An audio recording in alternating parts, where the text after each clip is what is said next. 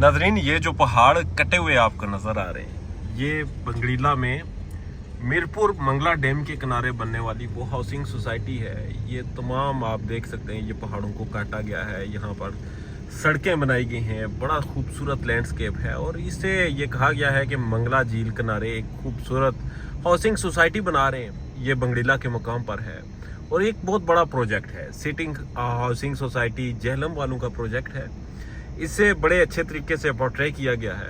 मैं इस वीडियो में किसी के भी कारोबार को ख़त्म करने की, किसी के भी कारोबार की मुखालफत नहीं करता, मगर कुछ हकाइक हैं जो आपके सामने बयान करना चाहता हूँ। तो सच तो ये है कि ये हाउसिंग सोसाइटी खरीद तो ली गई है, ये ज़मीन तो खरीद ली गई है। अगर इसका हम एनालिसिस करें कि क्या ये हाउसिंग सोसाइटी मुकम्मल होगी, क्या यहाँ पर लोगों के घर बनेंगे, ये जो खूबसूरत लैंडस्केप आपको दिखाया है, ये पहाड़ों की सड़कें जो है यहाँ पर आमदोरफ्त होगी, ये आबाद होगा। जहाँ तक पाकिस्तान की प्रॉपर्टी के हालात हैं, जहाँ तक हाउसिंग सोसाइटीज़ के हालात हैं, मुझे नहीं लगता। मैं ज़ाती तौर पर एक दफ़ा फिर कहता हूँ कि मैं बिल्कुल भी इस प्रोजेक्ट की मुखालफत नहीं कर रहा।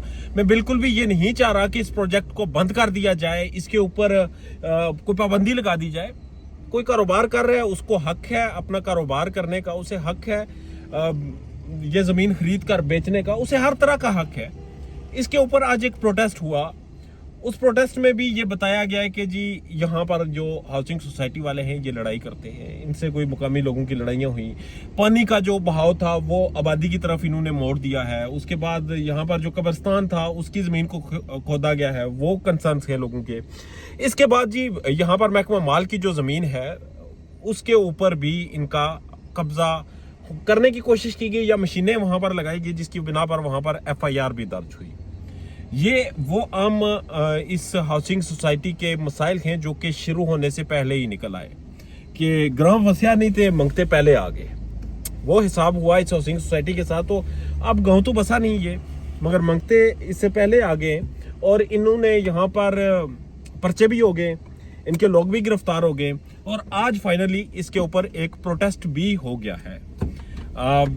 हाउसिंग सोसाइटीज़ को, पाकिस्तान के प्रॉपर्टी के कारोबार को अगर अगेन हम एनालाइज करें तो मुझे ये हाउसिंग सोसाइटी कोई कामयाब होती हुई नज़र नहीं आ रही। इसके प्रोस एंड कॉन्स जो भी है, जितने भी फायदे और नुकसान हैं वो अलग हैं कि ये ज़मीन जो है ये सेम ज़दा है यहाँ पर, क्योंकि मंगला डैम लगता है बिल्कुल साथ और मंगला डैम का पानी यहाँ पर हर वक्त मौजूद रहता है, जिसकी वजह से ये ज़मीन महफूज नहीं है।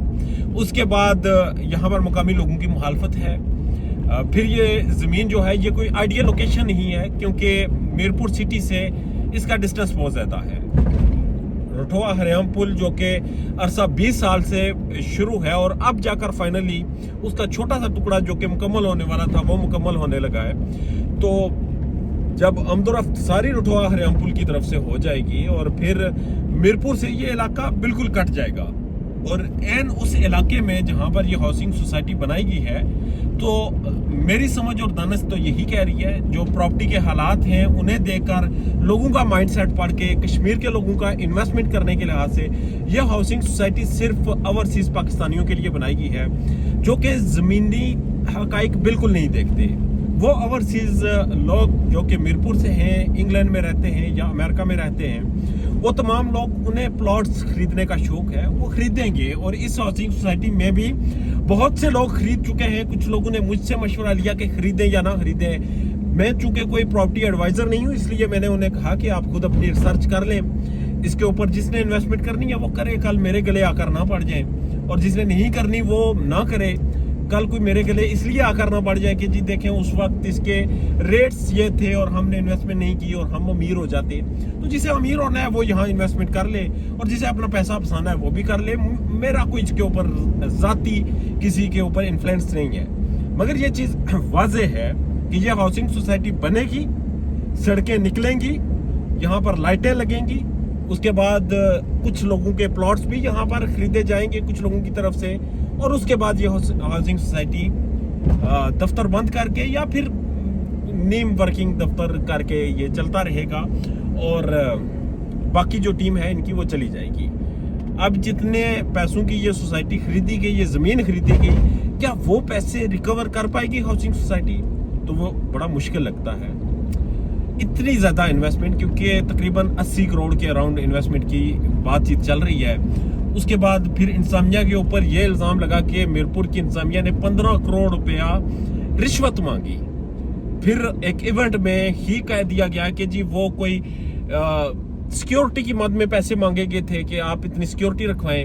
پھر وہ سیکیورٹی اس طرح رکھوائی گی کہ اسی ہاؤسنگ سوسائٹی میں جو چلنے سے پہلے ہی فلاپ ہو چکی ہے, اس ہاؤسنگ سوسائٹی کے اندر آپ کو سیکیورٹی کی مد میں کوئی 15 کروڑ کے پلاٹس محکمہ مال کو دے دیے گئے ہیں. وہ ہاؤسنگ سوسائٹی جو محکمہ مال کی زمینوں پر قبضہ کر رہی ہے, وہ ہاؤسنگ سوسائٹی جو کامیاب شروع ہونے سے پہلے ہی کامیاب کیا ہوتی وہ ناکام ہو گئی ہے. اس کے اوپر پرچے بھی ہو رہے ہیں, اس کے لوگ بھی اٹھائے جا رہے ہیں, اس کے جو مقامی لوگ تھے وہ پروٹیسٹ بھی کر رہے ہیں. بہت کچھ تنازعات شروع ہو گئے. وہ ہاؤسنگ سوسائٹی اپنے پلاٹوں کی قیمت خود لگاتی ہے اور مبینہ طور پر انتظامیہ کو سیکیورٹی کی مد میں وہ پلاٹس دے دیتی ہے. یہ عجیب سا ایک سودا ہوا. میرپور انتظامیہ نے کہا جی ہم نے NOC نہیں دی, مگر میرپور شہر میں جگہ جگہ آپ دیکھیں تو ان کی ایڈورٹائزمنٹ ہوئی ہے. وہ ایڈورٹائزمنٹ کیوں ہوئی, کس نے کی, سوچنے والی باتیں ہیں. اور یہ تمام باتیں اس چیز کو لنک کرتی ہیں کہ یہ ایک متنازع پروجیکٹ ہے.